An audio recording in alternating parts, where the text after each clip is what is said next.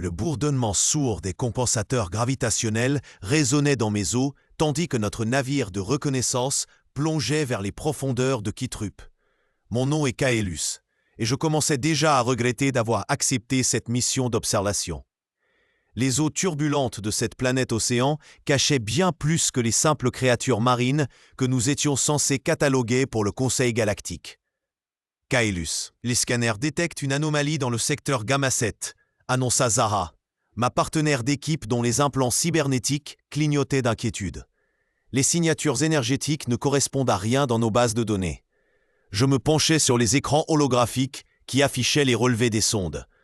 3 kilomètres sous la surface, quelque chose de massif reposait sur le plancher abyssal, émettant des pulsions électromagnétiques régulières comme un cœur artificiel. Ma formation d'exobiologiste me soufflait que cela ne ressemblait à aucune forme de vie connue, mais mon instinct me hurlait de faire demi-tour immédiatement. Nous descendons pour investiguer, décidai-je, malgré le frisson glacial qui parcourait ma colonne vertébrale. Zara me lança un regard lourd de reproches, mais elle ne protesta pas. Nous étions tous les deux des anciens de l'Académie spatiale, et nous savions reconnaître l'odeur du danger. Pourtant, notre mission était claire, explorer, analyser, rapporter. Le Conseil attendait des résultats, surtout depuis que les communications avec la dernière expédition s'étaient brutalement interrompues voilà 3 semaines. Notre submersible Tiamat glissa silencieusement entre les colonnes de varech géants, ses phares perçant l'obscurité émeraude des profondeurs. À 2 kilomètres de profondeur, la pression était suffisante pour écraser un homme non protégé en une fraction de seconde. Mais nos combinaisons réflexes nous permettaient de nous mouvoir avec une liberté presque totale. L'eau s'assombrissait progressivement, filtrant les derniers rayons du soleil de Kitrup pour ne laisser qu'un crépuscule permanent hanté par la bioluminescence des créatures abyssales. « Contact visuel dans 30 secondes », murmura Zara en ajustant la fréquence de nos phares. Ce que nous découvrîmes défiait toute logique. Une structure cristalline de la taille d'un croiseur spatial reposait dans une crevasse du plancher océanique. Ses facettes géométriques parfaites reflétant nos faisceaux lumineux comme un diamant tombé des étoiles.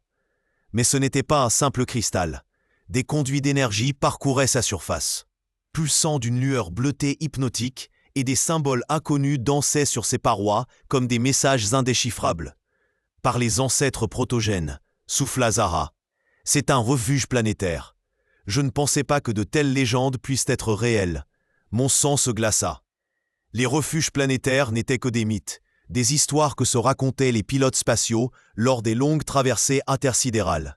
Selon les légendes, ces sanctuaires avaient été construits par une race disparue pour protéger les criminels galactiques les plus dangereux, leur offrant un asile temporaire en échange de services innommables.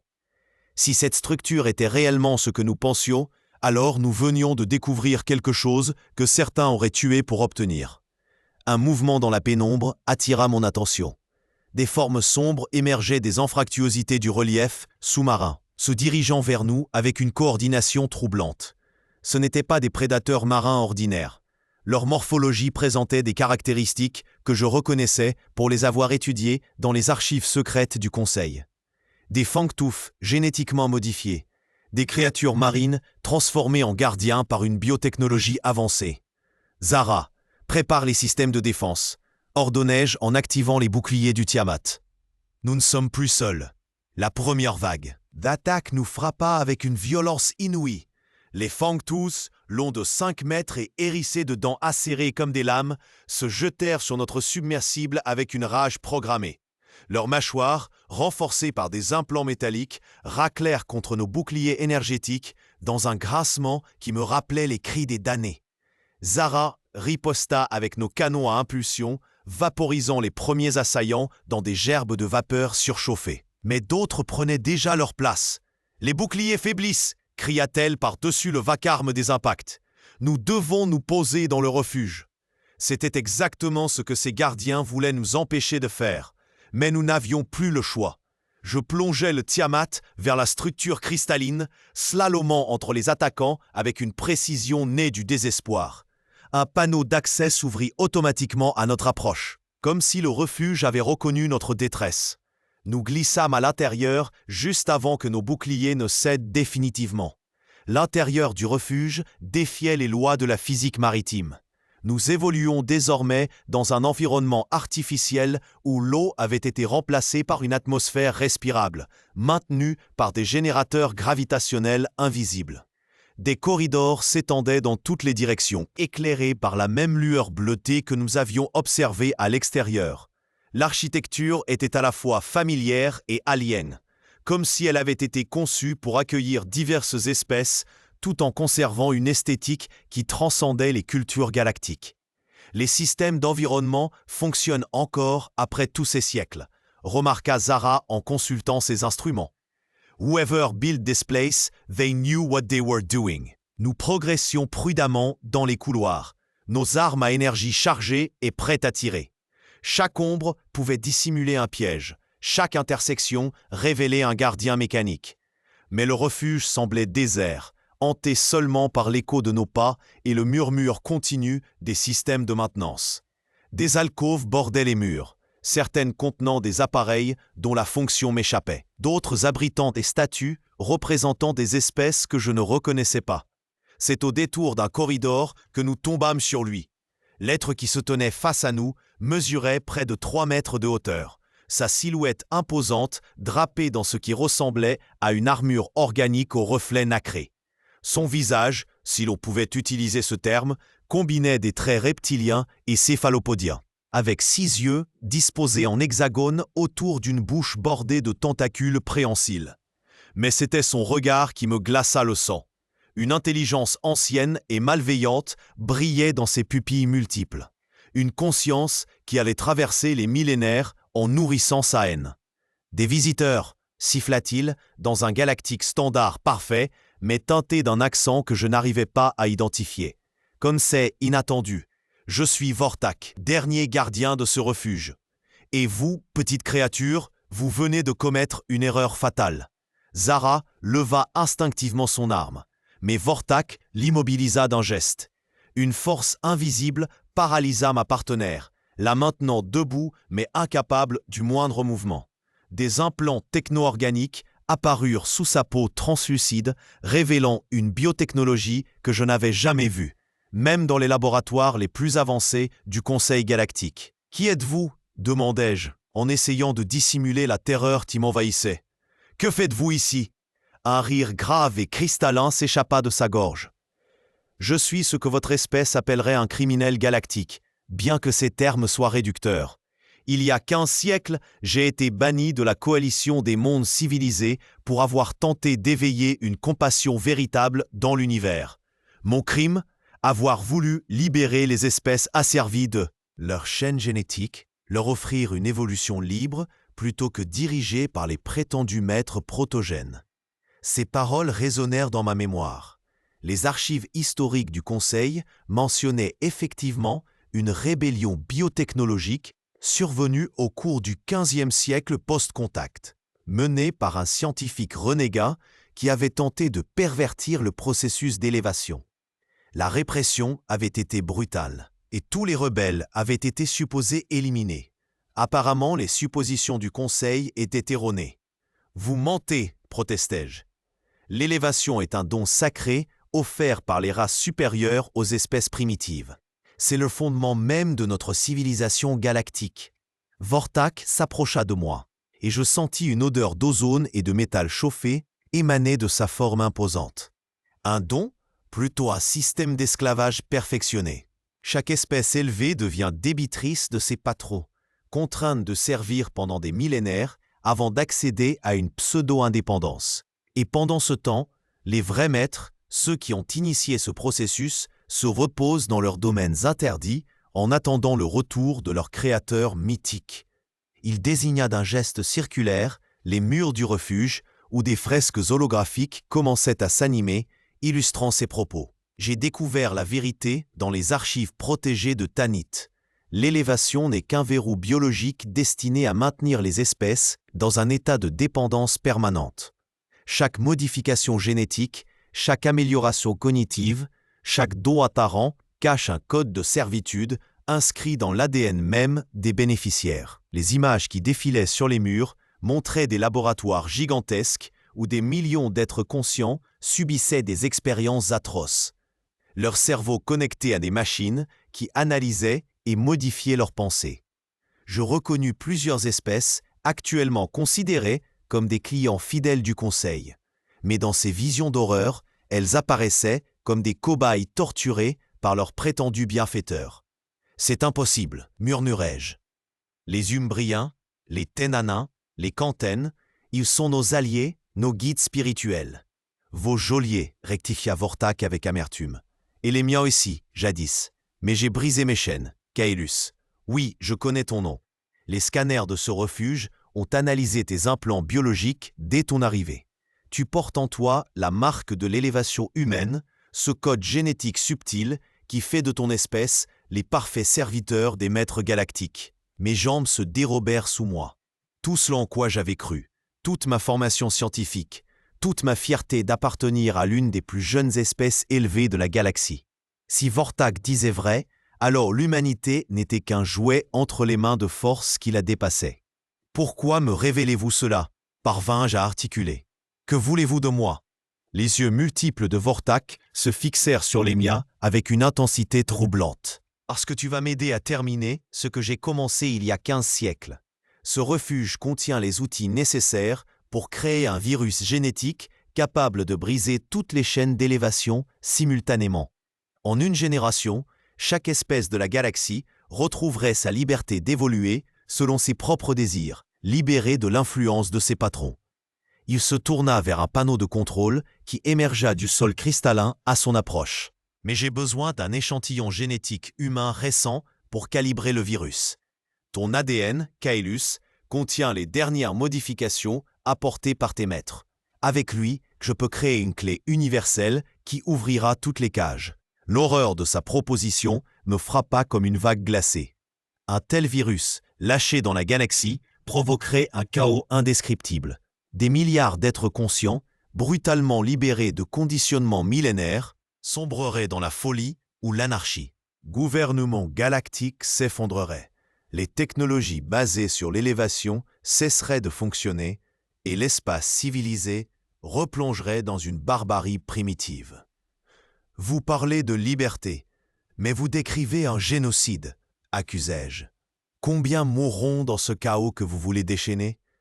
Un spasme parcourut les tentacules faciaux de Vortak, trahissant une émotion que je n'arrivais pas à déchiffrer. Tous les révolutionnaires doivent accepter que le changement exige des sacrifices.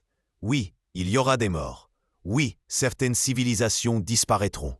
Mais pour la première fois depuis des millions d'années, l'univers connaîtra une véritable compassion, celle qui naît de la liberté et non de l'obéissance. Il s'approcha de moi et je sentis une émanation d'énergie paralyser mes muscles comme cela s'était produit pour Zara. Ne résiste pas, Caelus. Cette douleur sera brève et tu auras contribué à la libération de la galaxie. Une seringue biotechnologique jaillit de son poignet, ses aiguilles multiples scintillant d'une lueur inquiétante. Mais au moment où elle allait percer ma peau, un sifflement strident retentit dans tout le refuge. Les systèmes d'alarme s'activaient et des lumières d'urgence commencèrent à clignoter dans les corridors. « Qu'est-ce que » Archie, gronda Vortak en consultant précipitamment les écrans de contrôle. Son expression se transforma, passant de la confiance à l'inquiétude, puis à une terreur pure. « Les gardiens extérieurs ont été détruits, » murmura-t-il. « Une flotte de guerre approche. Mais comment ont-ils pu nous localiser si rapidement ?» La réponse me vint instantanément et je ne pus réprimer un sourire malgré ma situation désespérée. « Nos implants de communication, » dis-je. « Ils émettent un signal de détresse automatique en cas de danger vital. Le Conseil galactique sait exactement où nous sommes. » Vortak me lança un regard chargé de haine et de dépit. « Petite vermine programmée, » cracha-t-il. « Jusqu'au bout, vous servez vos maîtres sans même vous en rendre compte. » Il se tourna vers ses instruments et commença à manipuler des interfaces que je ne comprenais pas. Autour de nous, le refuge tremblait sous l'impact de ce qui devait être des torpilles quantiques. Nos sauveteurs n'hésitaient manifestement pas à utiliser la force. « Il me faut plus de temps, » marmonna Vortak. « Le processus de calibrage n'est qu'à moitié terminé. » Sans un échantillon humain complet, le virus ne pourra cibler que quelques espèces mineures. C'est à ce moment-là que je réalisai que Zara avait récupéré l'usage de ses membres. L'émotion de Vortak avait perturbé sa concentration, affaiblissant ses pouvoirs télékinétiques. Ma partenaire avança silencieusement, son arme à impulsion levée, visant le centre de masse de notre ravisseur. « Une erreur de calcul de votre part », annonça-t-elle calmement. « Vous auriez mieux fait de nous tuer immédiatement. » Vortak se retourna avec une rapidité surprenante, mais Zara avait déjà pressé la détente. Le rayon d'énergie concentré frappa l'ancien rebelle en plein thorax, traversant son armure organique et carbonisant ses organes internes. Il s'effondra avec un gargouillement liquide, ses yeux multiples se ternissant un à un. Les chaînes persisteront, souffla-t-il dans un dernier souffle. Mais un jour, quelqu'un d'autre comprendra la vérité. Il mourut dans une convulsion finale, et avec lui disparurent 15 siècles de haine et de rêves de révolution. Nous n'eûmes pas le temps de savourer notre victoire. L'assaut de la flotte de secours s'intensifiait et les systèmes du refuge commençaient à flancher. Des fissures apparaissaient dans les murs cristallins, laissant filtrer des jets d'eau sous pression qui menaçaient de noyer l'installation. « Il faut détruire les recherches de Vortak », dit Zara en examinant les banques de données. Si ces travaux tombaient entre de mauvaises mains, j'acquiesçais. Mais une partie de moi hésitait. Et si l'ancien rebelle avait dit vrai? Et si l'élévation était effectivement un système d'asservissement déguisé? Détruire ces recherches reviendrait peut-être à perpétuer une injustice millénaire. Kaelus, insista Zara. Nous devons agir maintenant. Je regardai une dernière fois les écrans qui affichaient les formules génétiques de Vortak, ces codes complexes qui prétendaient pouvoir libérer la galaxie de ces chaînes invisibles. Puis je pensai à l'humanité, à toutes les espèces que je connaissais, aux âges de progrès et de coopération que l'élévation avait rendu possible. Même si le système était imparfait, même s'il masquait des aspects sombres, il avait permis à des milliers de civilisations de dépasser leurs limitations primitives. « Vous avez raison », déclarai-je finalement. J'activai la séquence d'autodestruction des banques de données, effaçant en quelques secondes des siècles de travaux révolutionnaires. Les écrans s'éteignirent un à un, emportant avec eux les derniers espoirs de Vortak pour une galaxie libre. Nous nous dirigeâmes vers le Tiamat, esquivant les débris qui pleuvaient du plafond. Le refuge était en train de s'effondrer, ses systèmes énergétiques surchargés par l'attaque extérieure. Nous n'aurions que quelques minutes pour évacuer avant que toute la structure ne soit engloutie par les profondeurs de Kitrup. Notre submersible démarra au quart de tour, et nous filâmes vers la sortie du refuge en zigzagant entre les éboulis cristallins. Derrière nous, l'ancienne cachette de Vortak implosa dans un fracas de métal tordu et de cristal pulvérisé, emportant avec elle ses secrets et ses promesses de révolution. Nous émergâmes dans les eaux libres juste à temps pour voir la flotte de secours. 3 croiseurs lourds du Conseil galactique, leurs coques noires hérissées d'antennes et de canons. Des escadrilles de chasseurs sous-marins patrouillaient autour du périmètre, leurs pilotes sans doute surpris de nous voir ressortir vivants de ce qui ressemblait à une catastrophe géologique. Tiamat à flotte de secours, transmise sur la fréquence d'urgence. Kaelus et Zara à bord, mission accomplie. Le site est sécurisé. Bien reçu Tiamat, répondit une voix familière. Ici le commandant Voss à bord du Léviathan. Content de vous entendre. Dirigez-vous vers la baie d'Arrimage tribord. Nous avons hâte de connaître votre rapport. Tandis que nous manœuvrions vers le vaisseau mère, Zara me lança un regard interrogateur. « Tu penses qu'il avait raison ?» demanda-t-elle. « Vortak, je veux dire, à propos de l'évasion ?» Je réfléchis longuement avant de répondre, observant les profondeurs de Kitrup qui s'étendaient sous nous, mystérieuses et infinies. Peut-être y a-t-il une part de vérité dans ces accusations, admis-je finalement. Mais même si l'élévation nous lie à nos patrons, elle nous a aussi donné les étoiles. Sans elle, l'humanité serait encore confinée sur Terre, ignorante de l'immensité de l'univers. Parfois, les chaînes peuvent aussi être des ailes. Zara hocha la tête, apparemment satisfaite de ma réponse. Et puis, ajouta-t-elle avec un sourire en coin, qui dit que nous ne pourrons pas évoluer au-delà de nos programmations. L'histoire nous apprend que les enfants finissent toujours par dépasser leurs parents. Nous nous amarrâmes au Léviathan dans un silence pensif. Les profondeurs de Kitrup avaient gardé leurs secrets, mais elles nous avaient aussi offert une leçon troublante sur la nature de la liberté et du pouvoir. En remontant vers la surface, je ne pus m'empêcher de me demander combien d'autres refuges, comme celui de Vortak, sommeillaient dans les abysses de la galaxie, abritant d'anciens rêves de révolution et de compassion véritable. Le commandant Voss nous accueillit personnellement dans la baie d'Arrimage, son visage marqué par l'inquiétude et le soulagement.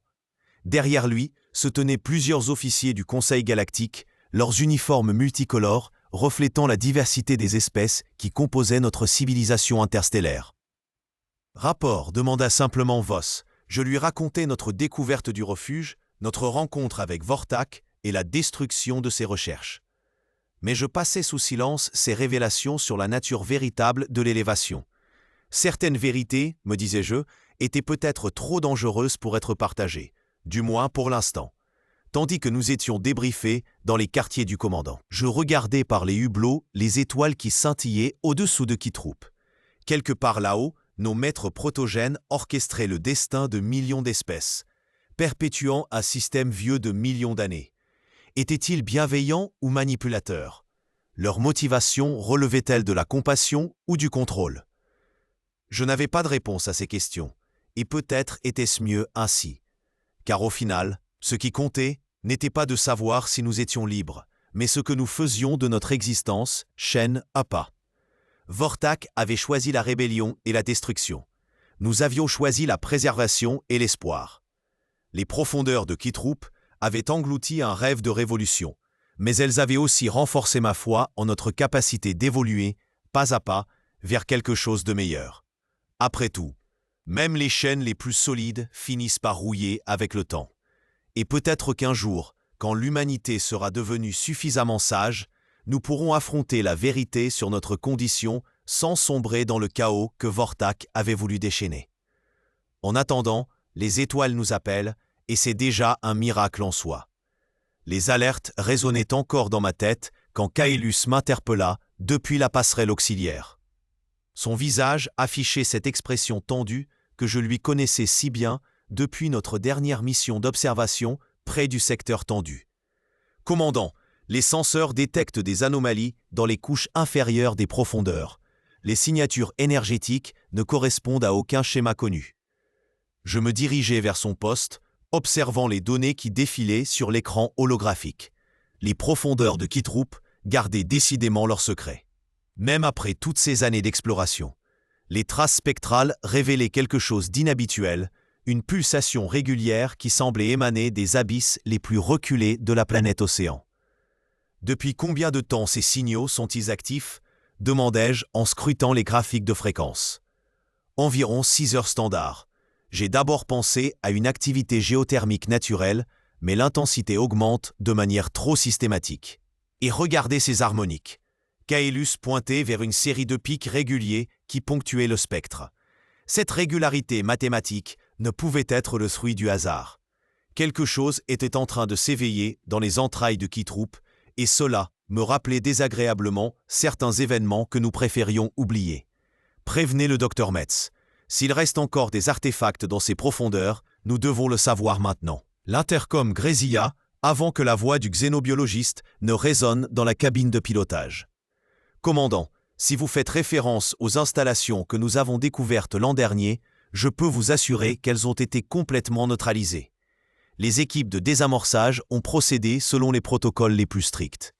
Metz avait raison sur le plan technique, mais quelque chose dans ces nouvelles lectures me mettait mal à l'aise. J'avais appris à me fier à mon instinct lors de mes années passées à naviguer entre les différentes espèces galactiques. Cette prudence m'avait souvent sauvé la mise face aux manipulations sournoises des Ténanins et aux pièges psychologiques des Sauros. Docteur, je veux que vous prépariez une sonde d'investigation en profondeur. Nous devons vérifier que ces signaux ne représentent aucune menace pour les colonies de surface. Un silence s'étira sur le canal 2. Communication. Metz n'aimait pas qu'on remette en question ses conclusions, mais il était suffisamment expérimenté pour comprendre l'importance de la vigilance. Très bien, commandant. Je prépare une sonde renforcée capable de résister aux pressions extrêmes. Mais permettez-moi d'insister. Les probabilités qu'un dispositif ait survécu aux procédures de décontamination sont infinitésimales. Peut-être, mais nous ne pouvons pas nous permettre de négliger la moindre possibilité. Je coupai la communication et me tournai vers Kaelus. Son regard trahissait les mêmes inquiétudes que les miennes. Nous avions tous deux vécu suffisamment d'incidents pour savoir que l'univers gardait jalousement ses mystères et que la moindre négligence pouvait déclencher des catastrophes d'une ampleur impensable. Combien de temps pour préparer la sonde ? 40 minutes, si nous utilisons les systèmes d'assemblage rapide. Mais commandant, vous pensez vraiment que… Je ne sais pas ce que je pense, Caelus. C'est précisément le problème. Pendant que l'équipe technique s'affairait à assembler la sonde d'investigation, je consultais les archives de la mission précédente. Les rapports détaillaient minutieusement les opérations de neutralisation menées dans les zones les plus profondes de Kitrup. Chaque dispositif découvert avait été catalogué, analysé, puis détruit selon les protocoles galactiques standards. Pourtant, quelque chose clochait dans cette perfection procédurale.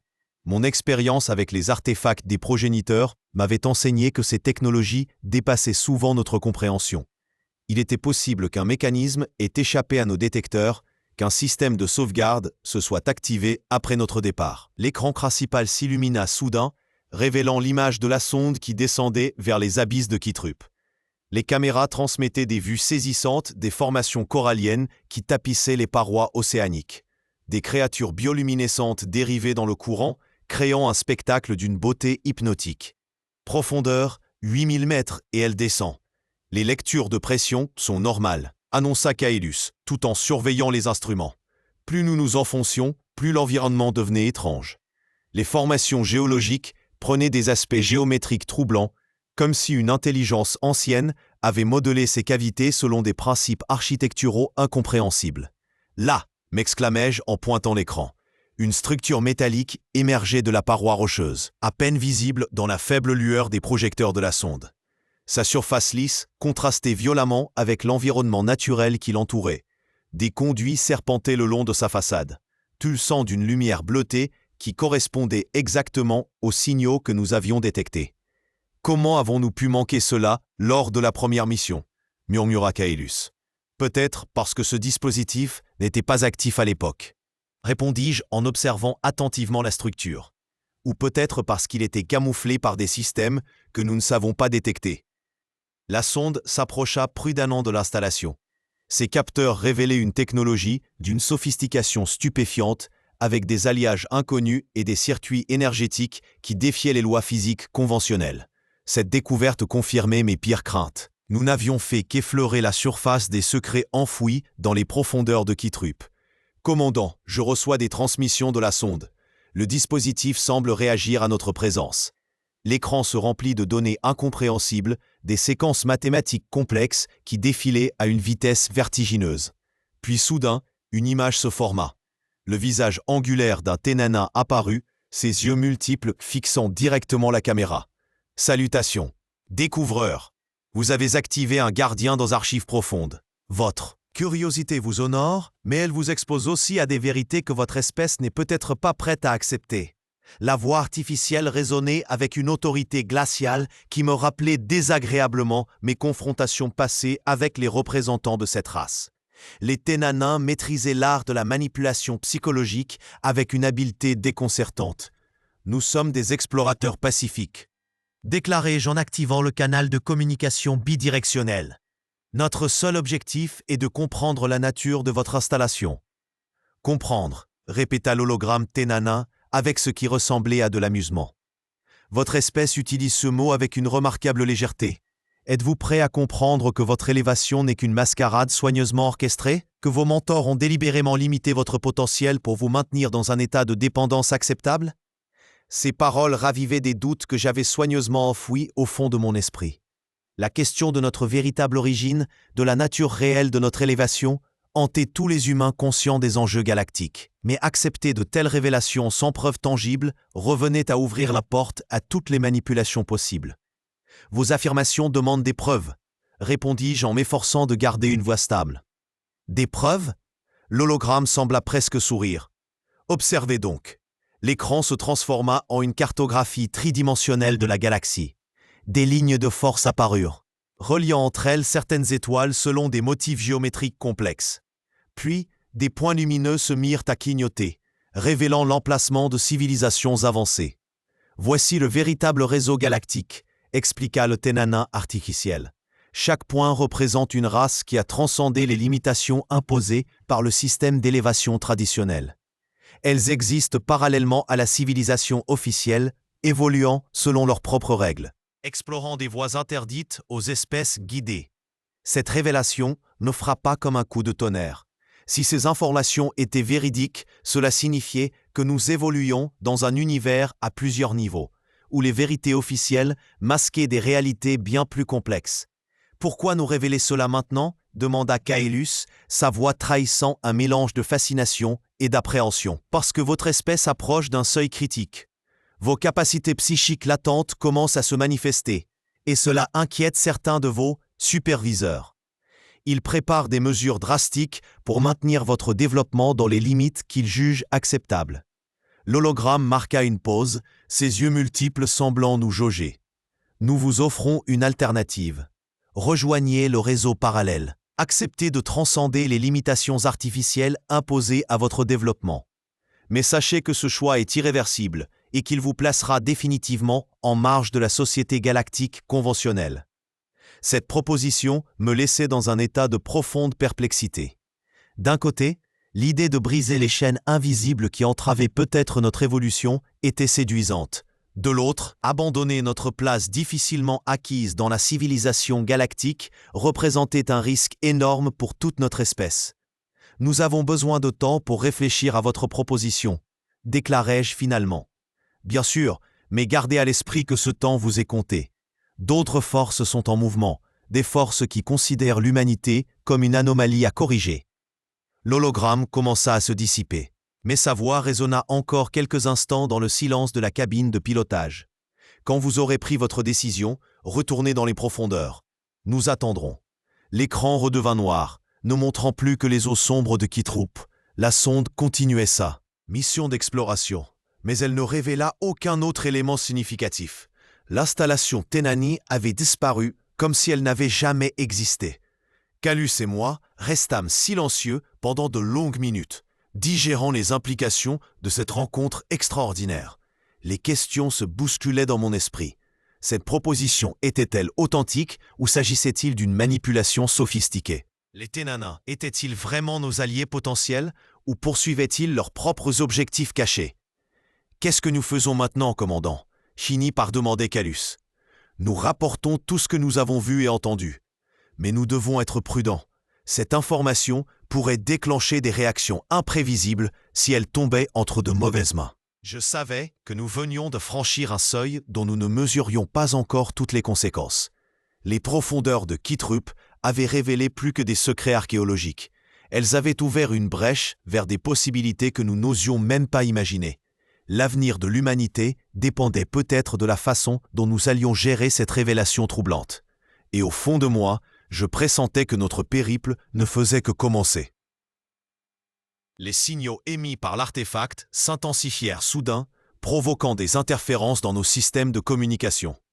Calus, notre spécialiste en xéno-archéologie, releva la tête de ses instruments avec une expression troublée. « Les résonances changent », annonça-t-il d'une voix tendue. « Quelque chose répond à notre présence dans les profondeurs. » Je sentis un frisson parcourir l'équipe. Depuis 3 rotations standards. Nous explorions ces abysses océaniques de Kitrup, découvrant des vestiges technologiques qui défiaient toute logique connue. Ces structures cristallines ne correspondaient à aucune des civilisations répertoriées dans les archives galactiques. « Professeur, les dauphins détectent des mouvements dans les courants thermiques », m'informa notre coordinateur aquatique par l'intermédiaire de son traducteur vocal. Il semble inquiet. L'inquiétude était contagieuse. Nos compagnons cétacés possédaient une sensibilité particulière aux perturbations psychiques. Leur nervosité grandissante confirmait mes propres appréhensions. Ces profondeurs cachaient des secrets qui dépassaient largement notre compréhension actuelle de l'univers. Un nouveau signal résonna dans nos capteurs, différent des précédents. Celui-ci portait une complexité structurelle qui évoquait un langage, une tentative de communication. Calus ajusta fébrilement ses paramètres d'analyse. « C'est incroyable », murmura-t-il. « Ces modulations suivent des schémas mathématiques d'une sophistication extraordinaire. Mais ce qui me trouble le plus, c'est qu'ils semblent s'adapter à nos propres fréquences cérébrales. L'idée qu'une intelligence ancienne puisse nous sonder Nous analyser depuis les profondeurs abyssales de cette planète océanique me glaçait d'effroi. Nous étions venus chercher des indices sur les mystérieux progéniteurs, ces êtres légendaires qui avaient initialisé les chaînes d'élévation galactique avant de disparaître dans l'histoire. Remontez l'équipement, ordonnai-je brusquement. Nous retournons au vaisseau. Mais alors que nous amorcions notre ascension vers les niveaux supérieurs de l'océan, les cristaux des profondeurs s'illuminèrent d'une lueur puissante. L'eau elle-même sembla vibrer autour de nous, comme si toute la planète réagissait à notre retrait. C'est à ce moment que j'entendis la voix, non pas dans mes oreilles, mais directement dans mon esprit. Une présence ancienne, patiente, qui avait attendu des éons dans ces abysses oubliés. Enfants des étoiles, vous cherchez vos origines, mais êtes-vous prêts à accepter la vérité sur votre héritage? Mes mains tremblèrent sur les commandes de mon équipement de plongée. Cette communication directe avec nos centres nerveux démontrait une technologie d'une avance terrifiante. Autour de moi, l'équipe manifestait des signes de désorientation similaires. Kaelus articula difficilement dans son masque respiratoire. « Professeur, je reçois des images, des visions d'autres mondes, d'autres civilisations. C'est comme si cette entité nous montrait l'histoire galactique sous un angle complètement différent. » Les dauphins émirent des clics frénétiques, leur sonar perturbé par les radiations psychiques émanant des profondeurs. Notre coordinateur aquatique luttait pour maintenir la cohésion du groupe alors que les cétacés montraient des signes de panique croissante. Nous avons guidé l'évolution de milliers d'espèces, semé les graines de la conscience à travers la galaxie. Mais certaines vérités demeurent trop dangereuses pour les jeunes races. La voix mentale s'intensifiait, accompagnée d'un flot d'informations qui menaçait de saturer nos capacités cognitives. Je percevais des fragments de connaissances interdites, des révélations sur la nature réelle des chaînes d'élévation, sur les motivations cachées des races patronnes. « Nous devons partir immédiatement », déclarai-je en forçant ma voix à rester ferme. « Cette entité est trop puissante pour nous. » Mais alors que nous accélérions notre remontée, les cristaux des profondeurs projetèrent une dernière salve d'images directement dans nos consciences. Je vis des civilisations entières s'élever, puis disparaître, manipulées par des forces qu'elles ne soupçonnaient même pas. Je perçus l'existence de gardiens cachés, d'observateurs silencieux qui orchestraient secrètement le développement galactique depuis des millions d'années. Et au centre de cette révélation terrifiante, une vérité qui remettait en question tout ce que nous pensions savoir sur notre place dans l'univers. L'humanité n'était pas une anomalie évolutive. Nous avions été façonnés, guidés, préparés pour un rôle spécifique dans un plan cosmique dont nous ne percevions qu'une infime fraction. Lorsque nous émergâmes finalement à la surface de l'océan de Kitrup, le silence qui régnait dans notre équipe était lourd de sous-entendus. Personne n'osait verbaliser ce que nous avions vécu dans les profondeurs, comme si le simple fait d'en parler risquait de déclencher des conséquences imprévisibles. Kaelus rangea ses instruments avec des gestes mécaniques, son regard perdu vers les étoiles qui commençaient à apparaître dans le ciel nocturne de la planète. Je savais qu'il réfléchissait aux implications de notre découverte, tout comme moi. Les dauphins, enfin apaisés, nageaient en cercle autour de notre embarcation, mais leur comportement restait inhabituel. Ils semblaient porter, eux aussi, le poids de révélations qui dépassaient leur compréhension naturelle. « Que faisons-nous maintenant » demanda finalement Kaelus d'une voix à peine audible. La question était légitime. Comment rapporter une telle découverte sans provoquer une panique galactique? Comment expliquer que nos fondements civilisationnels reposaient peut-être sur des manipulations orchestrées par des entités d'une puissance inimaginable? En observant les vagues qui se brisaient contre la coque de notre embarcation, je réalisais que nous étions devenus les dépositaires d'un secret qui pourrait changer le cours de l'histoire galactique. Dans les profondeurs de Kitrup dormaient des vérités que certaines forces préféraient voir rester enfouies. Et désormais, nous étions marqués par cette connaissance interdite. Le communicateur de Kaelus grésilla soudainement, interrompant mes réflexions. Sa voix trahissait une urgence mal contenue. Les senseurs détectent une approche massive. Configuration inconnue, mais les signatures énergétiques correspondent aux archives prohibées que nous venons de découvrir. Je sentis ma gorge se serrer. Les gardiens dormants s'éveillaient donc. Dans les profondeurs, quelque chose d'ancien répondait à notre intrusion. Les légendes parlaient de sentinelles automatiques programmées pour protéger les secrets des progéniteurs contre toute forme d'investigation. Distance, demandai-je en activant les protocoles d'urgence. 47 unités et se rapprochant rapidement. Leur technologie dépasse nos capacités d'analyse. Je recommande l'évacuation immédiate. Mes doigts tremblaient légèrement sur les commandes. Nous avions franchi une ligne invisible, réveillé des forces que même les races patronnes les plus anciennes craignaient d'affronter. Le prix de notre curiosité scientifique risquait d'être plus élevé que prévu.